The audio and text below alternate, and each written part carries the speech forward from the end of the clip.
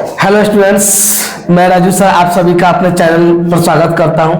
आज मैं आप लोगों के लिए हिंदी व्याकरण लेकर आया हूं जो आप लोग क्लास 10th और क्लास 12th दोनों के लिए बहुत ही इंपॉर्टेंट है। और इस व्याकरण के माध्यम से आप क्लास 10th बिहार बोर्ड हो, ठीक है, उसमें आप अच्छे से स्कोर कर सकते हैं। और ये जो वीडियो है क्लास 10th और 12th दोनों के लिए बहुत ही क्या है, फायदेमंद है। तो ध्यान दीजिएगा, पहले हम आप लोग का जो टॉपिक है पहला वर्ण से शुरू कर रहे हैं।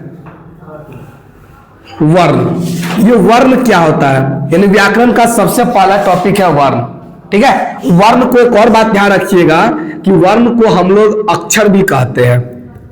क्या कहते हैं? अक्षर भी कहते हैं। और इसी को कहा जाए तो ध्वनि भी कहते हैं। वर्ण का है, अक्षर का है या ध्वनि का है, दोनों सेम है। आप वर्ण भी कह सकते हैं, अक्षर भी कह सकते हैं और ध्वनि भी कह सकते हैं। और एक बात ध्यान रखिएगा यहाँ पे कि ये जो अक्षर है ना, अक्षर दो शब्दों से मिलकर बना है। एक है अ और एक बनता है क्षर। एक अ बनता है और एक क्षर, ठीक है। क्षर का मतलब होता है नष्ट हो जाना, नष्ट हो जाना। क्षर का मतलब क्या होता है? नष्ट हो जाना। क्षर का मतलब नष्ट हो जाना। या इसी को अगर हम देखा जाए तो एक और कह सकते हैं क्षरित होना, क्षरित होना।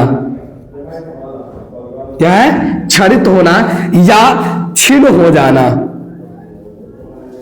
छिन्न हो जाना, ठीक है। या एक और होता है, इसको हम नस्वर भी कहते हैं। क्या कहते हैं? नस्वर। अब इसी में अगर ये जो अ है ये सब में जुड़ जाएगा ना तो क्या बनेगा? अगर हम कहते हैं अ के साथ अगर क्या होता है नस्वर जुड़ जाए तो ये क्या बनाएगा? अनस्वर। क्या बनाएगा? अनस्वर। यानी नस्वर का मतलब नष्ट हो जाना और अनस्वर का मतलब क्या हुआ? जो कभी समाप्ति ना हो। यानी कहने का मतलब है, यही पर हमारा एक डिफिनेशन तैयार होता है इसका कि वैसा वर्ण जिसका खंड या टुकड़ा नहीं कर सकते हैं क्या कहलाएगा? वर्ण कहलाएगा या अक्षर कहलाएगा या ध्वनि कहलाएगा। क्या कहलाएगा? वर्ण, अक्षर या ध्वनि। अब एक बात ध्यान दीजिए यहाँ पे कि वर्ण का जो प्रकार होते हैं, वर्ण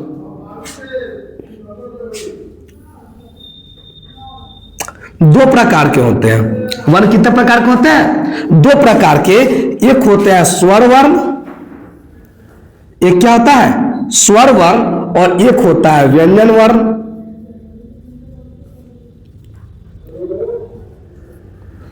ठीक है। अब स्वर वर्ण की जो संख्या होती है ना, टोटल 11 गो होती है। स्वर वर्ण की टोटल संख्या कितनी होती है? 11 गो। और व्यंजन वर्ण की जो कुल संख्या होती है वो होती है 33 में होती है। यानी कहा जाए तो वर्णों की कुल संख्या कितनी? 11। और व्यंजन वर्ण की कुल संख्या कितनी? 33। और टोटल वर्णों की जो संख्या होती है हिंदी में, टोटल वर्ण की संख्या जो है ना 42 या 52 यानी कि 52 है। यानी हिंदी में कुल वर्णों की संख्या कितनी होती है? 52। व्यंजन वर्ण की कुल संख्या कितनी? 33। और स्वर वर्ण की संख्या कितनी होती है? 11। अब एक बात ध्यान देने वाली बात है कि अब स्वर वर्ण कितने प्रकार के होते हैं, व्यंजन वर्ण भी कितने प्रकार के होते हैं, ठीक है। तो और एक बात ध्यान दीजिएगा इधर,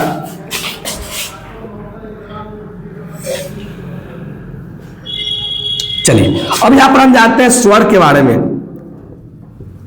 स्वर वर्ण क्या होता है कि स्वर वर्ण क्या होता है? तो जिसका उच्चारण हम स्वयं करते हैं, खुद से कर सकते हैं, वह स्वर वर्ण कहलाता है। यानी कि जिसका उच्चारण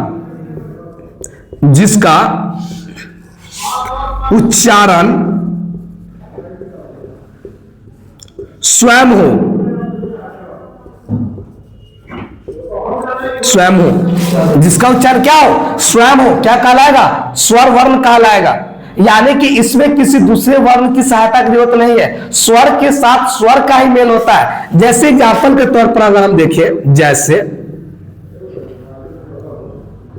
हम कहते हैं स्वर के साथ आ, एक आ एक स्वर वर्ण है। आ क्या है?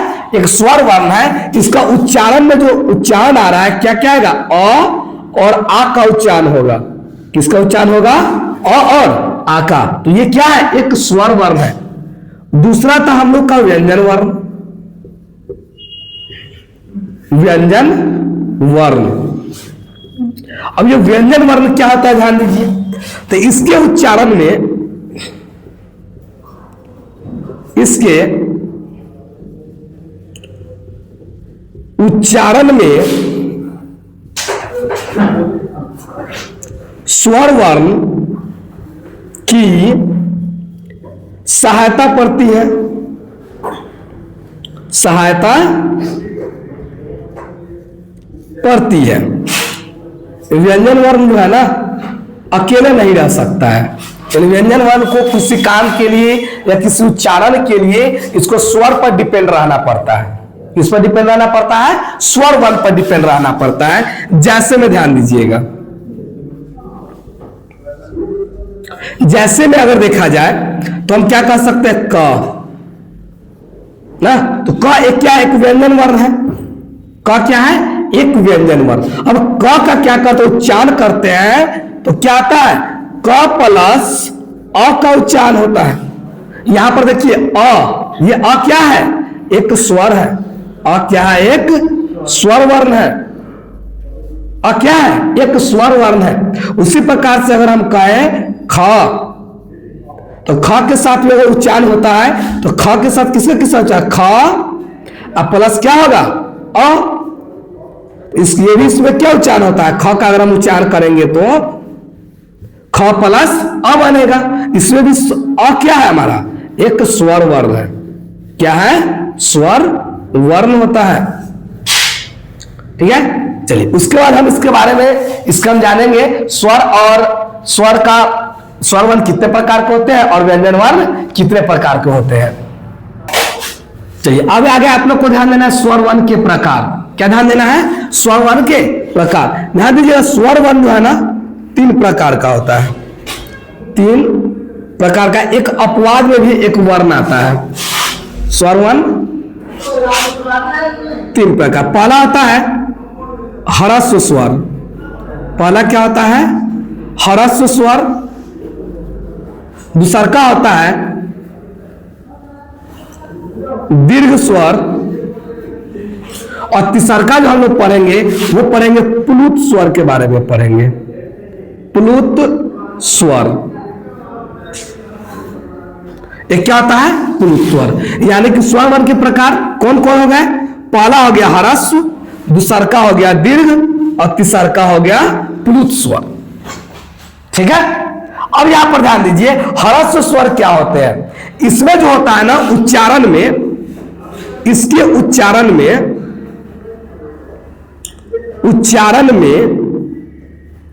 है तो कौन कौन, क, ग और अंगा। क, ग और अंगा, ये हमारा क्या हो गया, अल्प प्राण हो गया। और इसके अलावे और क्या क्या आ सकता है, य, र, ल और व अगर आता है तो हमारा क्या कहलाएगा, क्या कहलाएगा, वो एक अल्प प्राण कहलाएगा। ठीक है, अब चलिए आगे जान दीजिए महाप्राण के बारे में।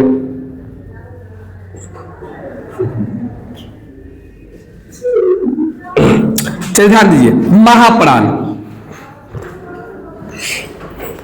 महाप्राण क्या क्या होता है, ध्यान दीजिएगा, किसी वर्ग का,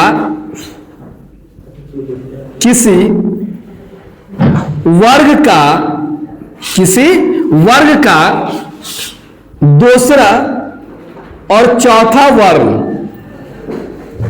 दूसरा और चौथा वर्ण क्या कहलाता है, महाप्राण। और इसके साथ साथ क्या क्या आ जाएगा, तलाब सा,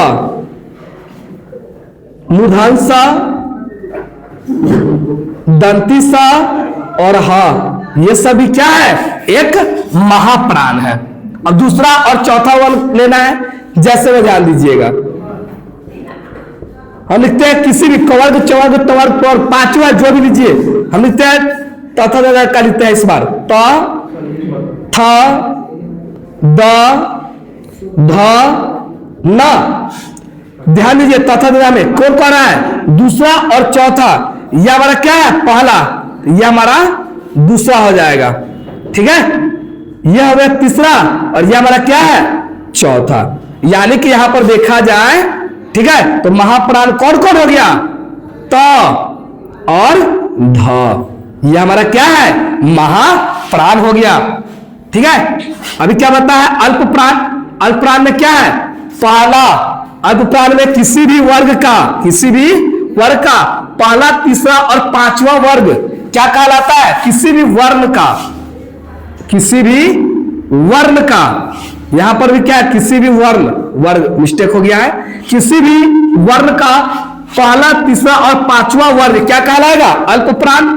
महाप्राण में क्या होता है? ध्यान दीजिए, महाप्राण किसी भी वर्ण का दूसरा और चौथा वर्ण, या क्लाब सा, या मूर्धन सा, या दंती सा, या हा, ये सब में कोई आते हैं तो वो क्या कहलाएंगे? महाप्राण। चलिए उसके बाद आगे ध्यान दीजिएगा।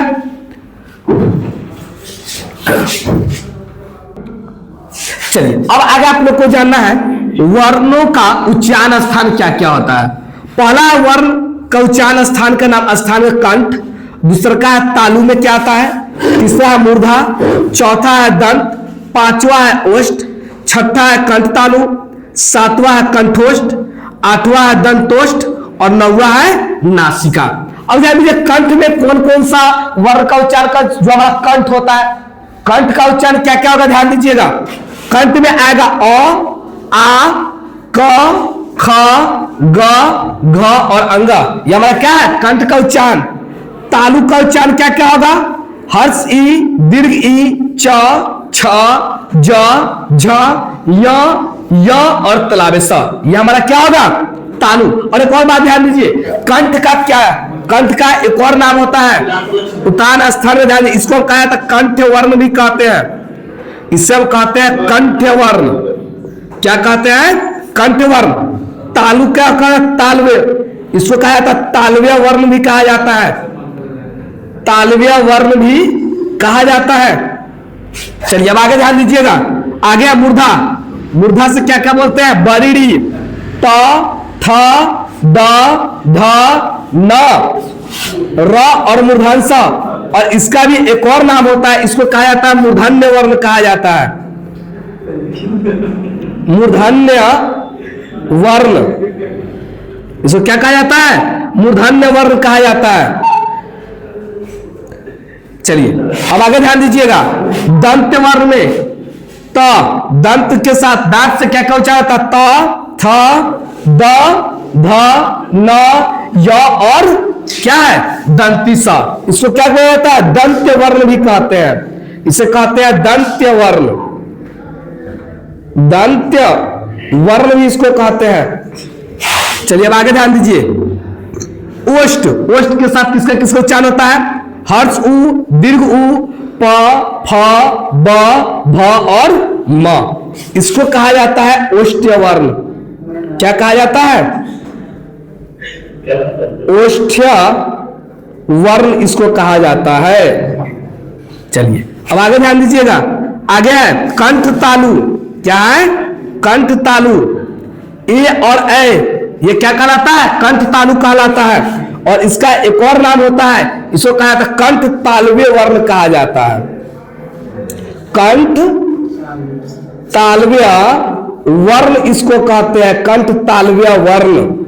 अब आगे ध्यान दीजिए। कंठोष्ठ क्या कहता है? ओ और औ, और इसको कहा जाता है कंठोष्ठ्य वर्ण कहा जाता है। क्या कहते हैं?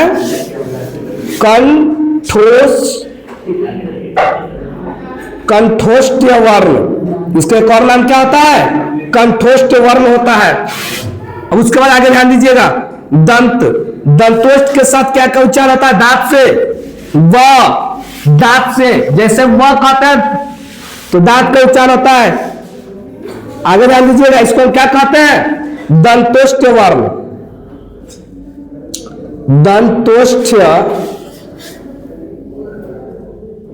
दंतोष्ठ्य वर्ण कहते हैं इसको। अब आगे ध्यान दीजिए। नासिका। नाक से किसका उच्चारण होता है? अंग, य, न और एक छोटी, एक बड़ी ना और एक छोटी ना और एक म, इसको कहा जाता है नासिक वर्ण कहा जाता है। क्या कहा जाता है? नासिका वर्ण। जो क्या कहते हैं? नासिका वर्ण कहते हैं। क्या कहते हैं? नासिका वर्ण कहते हैं। ठीक है, ये आप लोग का कहीं कहीं सर इसमें एक जैसा तो कहीं में आ जाएगा, जिससे कि आप ध्यान दीजिएगा म, ध्यान दीजिए एक म आपका यहां पर भी है और एक म आपका यहां पर भी है, तो सर इसमें कौन होगा?